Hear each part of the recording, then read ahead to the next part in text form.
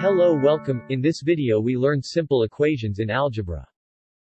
In algebra, an equation says that two expressions are equal. It consists of an equal sign. For examples, 4 plus 3 equals 5 plus 2 and another 8 minus 5 equals 4 minus 1. Now let's see how to solve a real-world problem using equations. Let's say, Smith spent $1,400 to buy a phone.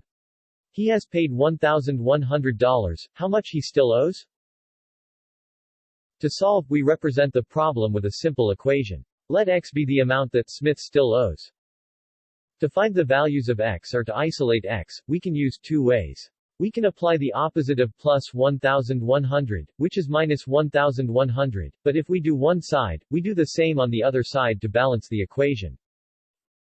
To verify your answer, we can apply back the x value to our initial equation, which is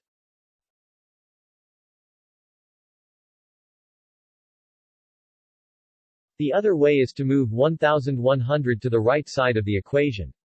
If we move the plus 1,100 becomes a minus 1,100.